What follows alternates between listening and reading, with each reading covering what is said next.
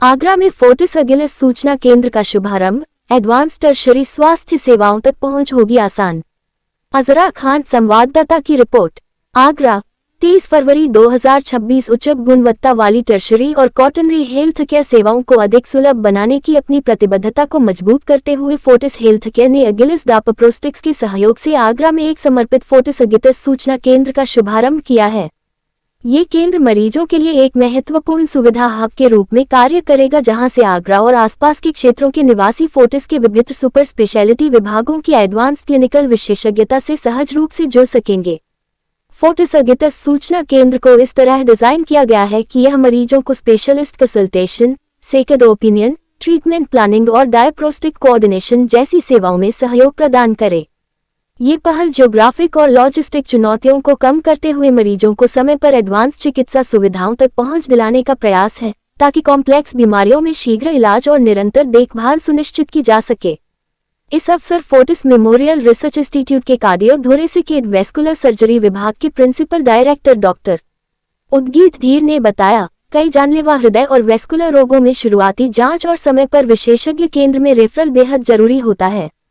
आगरा में स्थापित फोर्टिस अगिलिस सूचना केंद्र मरीजों को सही समय पर एक्सपर्ट ओपिनियन और एडवांस सर्जिकल केयर उपलब्ध कराने में अहम भूमिका निभाएगा, जिससे उपचार के परिणाम बेहतर हो सकते हैं। सर्जिकल स्पेशलिटीज में इंटीग्रेटेड केयर पाचे के महत्व पर प्रकाश डालते हुए फोर्टिस एस्कॉट्स हॉस्पिटल नई दिल्ली के पुरोलॉजी, पुरोऑन्कोलॉजी, रोबोटिक सर्जरी एवं किडनी ट्रांसप्लांटेशन विभाग के additional director doctor Pankaj Panwar ने बताया, आज पुरोलॉजिकल बीमारियों में मिनिमली इन्वेसिव प्रोक्तिकर से लेकर अत्यंत कॉम्प्लेक्स रिकंस्ट्रक्टिव सर्जरी तक शामिल हैं। ये केंद्र मरीजों को डायग्नोस्टिक कंसल्टेशन और ट्रीटमेंट ऑप्शंस को बेहतर तरीके से समझने और नेविगेट करने में मदद करेगा, ताकि उन्हें बिना अनावश्यक देरी के पर्सनलाइज्ड और एविडेंस बेस्ड केयर मिल सके। ऑर्थोपेडिक और ट्रॉमा केयर की जरूरत पर जोर देते हुए फोर्टिस हॉस्पिटल ग्रेटर नोएडा के ऑर्थोपेडिक्स विभाग के कंसल्टेंट डॉक्टर भरत गोस्वामी ने बताया, ऑर्थोपेडिक समस्याओं, विशेषकर ट्रॉमा, जॉइंट डिसऑर्डर और स्पाइन संबंधी मामलों में समय पर हस्तक्षेप बेहद महत्वपूर्ण है। इस सूचना केंद्र के माध्यम से मरीज शुरुआती स्तर पर ही स्पेशलिस्ट गाइडेंस प्राप्त कर सकेंगे, एडवांस ट्रीटमेंट की योजना बना सकेंगे और जरूरत पड़ने पर फोर्टिस सेंटर में निरंतर देखभाल सुनिश्चित कर सकेंगे। आगरा में स्थापित फोर्टिस अगिलिस सूचना केंद्र फोर्टिस हेल्थ केयर की उस कॉम्प्रिहेंसिव सोच को दर्शाता है, जिसके तहत एडवांस्ड मेडिकल विशेषज्ञता को डिसेंट्रलाइज करते हुए क्लिनिकल एक्सीलेंस, ट्रांसपेरेंसी और मरीजों की सुविधा को प्राथमिकता दी जा रही है। ये पहल पश्चिमी उत्तर प्रदेश के मरीजों को सरल, व्यवस्थित और मल्टीडिसिप्लिनरी हेल्थ केयर नेटवर्क से जोड़ते हुए उनकी पूरी हेल्थ जर्नी को अधिक सुगम बनाने को दिशा में एक महत्वपूर्ण कदम साबित होगी। तो स्टार्ट करो, नाम बताएं। मैं doctor Udgeeth Dhir, principal director and head cardiothoracic vascular surgery and heart transplant surgery department, Fortis Memorial Research Institute, Gurugram. आज हम लोग फोर्टिस हेल्थ केयर एसोसिएशन की तरफ से यहाँ पे मौजूद हैं। हम यहाँ पे एक अपना सेंटर खोल रहे हैं, जिसे हम एक जांच के लिए सेंटर इनिशियली स्टार्ट करेंगे, जहाँ से आप हमारे इंफॉर्मेशन ले सकते हैं, sort of A information centre. और मैं यहाँ पे अपनी ओपीडी हर एक तीसरे इतवार करता हूँ आगरा में, जो भी हार्ट रिलेटेड प्रॉब्लम हो। और इसके थ्रू एक मैसेज और देना चाहूँगा, अपनी दिल की सुने, रेगुलर हेल्थ चेकअप का कोई शॉर्टकट नहीं। आजकल सब मार्केट का वो देखते हैं कि सेंसेक्स डाउन हो रहा है और वो हो रहा है।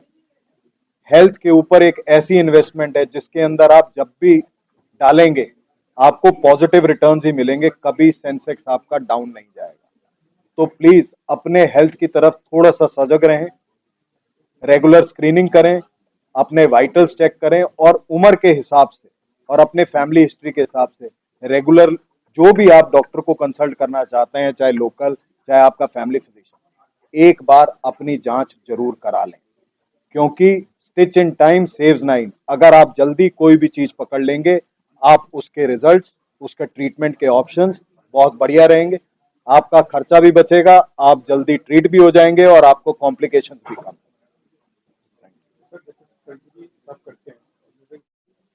हृदय की बीमारी ना हो ना, तो देखो ऊपर अगर पैदा हुआ कुछ तो कष्ट भोगने पड़ेंगे, ना हो उसके लिए क्या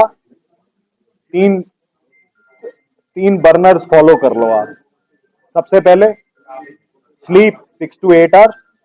सेकंड, प्रॉपर डाइट का मतलब जो रेनबो के 7 कलर्स होते हैं उसके सारे कलर्ड की फ्रूट्स वेजिटेबल्स आपके डाइट में होनी चाहिए। और तीसरा, no to smoking, no to tobacco and regular exercise 45 minutes 5 times a week. Technique पुरानी है, अब व्हाट्सएप ग्रुप पे ये चलने लग गया है। बैलूनिंग बहुत पहले होती थी, लेजर बहुत पहले होता था, रोबोटिक सर्जरी मैंने अभी बताया। अब क्या है, इसका एक प्रोजेक्शन हो गया है, वो पहले से रही है, अब कॉमन पब्लिक को पता चलने लग गया। पहले क्या होता था, जिसका ट्रीटमेंट होता था उसी को पता चलता था। बैलूनिंग बहुत पुरानी पद्धति है, स्टेंटिंग बहुत पुरानी पद्धति है, कार्डियक सर्जरी उससे भी पुरानी है, रोबोटिक सर्जरी भी 1990 की देन है। तो ये सब चीजें नई नहीं है। अब क्या है, पहले ये कुछ लिमिटेड सेंटर्स में थी, अब ये बहुत सारे सेंटर्स में। इस वक्त इंडिया में 50 सेंटर हैं जिसपे रोबोटिक कार्डियक सर्जरी होती है, हमारा एक सेंटर उनमें से है। पहले क्या होता था, पहले सिर्फ 2 या 3 सेंटर होते थे। इस वजह से अब लोगों को नॉलेज होने लग गई है। ये चीजें सारी पुरानी है और सारी, मैं एक एग्जांपल बताता हूं। आपका शर्ट साइज 42 है, आपको 42 ही फिट आएगा, आपको 40 नहीं। इसी तरीके से ट्रीटमेंट का, हर एक ट्रीटमेंट एक कस्टमाइज ट्रीटमेंट। हमारी पांचों उंगलियां बराबर नहीं बनी, इसी तरीके से हर एक बीमारी का, उसी बीमारी का जब आप उसको असेस करते हो उसका ट्रीटमेंट वेरी करता है। वो वही डिसीजन मोस्ट इंपॉर्टेंट होता है। नमस्कार, मैं doctor Bharat Goswami, senior orthopaedic surgeon इन फोर्टिस हॉस्पिटल ग्रेटर नोएडा। आज मुझे खुशी है कि मैं आगरा में अपना फोर्टिस का एक रेफरल सेंटर स्टार्ट करने जा रहा हूँ। तो हड्डियों से रिलेटेड कोई भी प्रॉब्लम है, लाइक जॉइंट रिप्लेसमेंट, आर्थ्रोस्कोपी और कोई भी एडवांस प्रोसेस जो ऑर्थोपेडिक्स में अवेलेबल है, वो हम यहाँ पर उसकी ओपिनियन दे सकते हैं और इन द फ्यूचर रन इसको हम लोग एज ए प्लान भी कर सकते हैं। दूसरी चीज़ ये है कि जब ये चीज़ें स्टार्ट होंगी तो हम लोग यहाँ पर इजीली अवेलेबल रहेंगे। तो जो भी कॉम्प्लिकेटेड पेशेंट्स हैं जिनको हम लोगों की आवश्यकता रहती है, जो हम लोग को वहाँ पर आके दिखाते हैं, हम लोग उनको हफ्ते में एक बार यहीं पर अवेलेबल रहेंगे। एक चीज़ और अच्छी बात है कि हमारे पास सीएम फंड से भी कुछ जो पेशेंट्स होते हैं वो लोग भी ट्रीट किए जाते हैं। तो ऐसा नहीं है कि सिर्फ रिच पेशेंट ही ट्रीटमेंट होता है, जो गरीब पेशेंट्स हैं उनके लिए भी हमारे पास कुछ ना कुछ योजनाएं हैं। तो कैसा भी पेशेंट्स हो तो हम सब लोगों को अप्रोच करें। Sir, depending on the condition of the patient we can do partially and the total. Partial knee की कुछ प्री रिक्विजिट हैं, इंडिकेशंस हैं, young age, ACL should be available to the knee. So these are the indication for the partial knee. Once your knees totally get down, then you go for the total knee replacement. So it is all depend on the indication of the patient. जैसे sir Delhi से बहुत सारे अस्पताल वाले यहाँ आगरा आते हैं, वो कहते हैं हम ये इलाज कर रहे हैं, ये इलाज कर रहे हैं, तो कभी कोई ये नहीं कहता कि अब आप ये करो, आपकी बीमारी ना हो। बीमारी को ना होने के लिए कोई जागरूक। यस, ये भी चीज़ें बहुत इंपॉर्टेंट है। पेशेंट्स को एज ए होल देखना बहुत इंपॉर्टेंट है, बिकॉज ऑर्थो का ऐसा नहीं है कि ऑर्थो की ही प्रॉब्लम लेके आएगा पेशेंट। पेशेंट को सारी चीज़ें, तो we want to treat our patient as a whole from head to toe. यदि उसे किसी और चीज़ की जरूरत है तो मैं उसको सही एडवाइस देके वहाँ तक भेजूंगा। सब नाम बताएं, किस संदर्भ में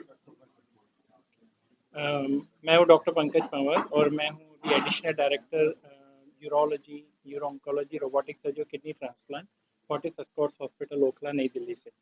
तो आज हम यहाँ फोर्टिस हेल्थ केयर की तरफ से एक एजिलस ने अपना डायग्नोस्टिक सेंटर खोला है, जो फोर्टिस के साथ बहुत लॉन्ग टाइम से एसोसिएटेड डायग्नोस्टिक सेंटर है।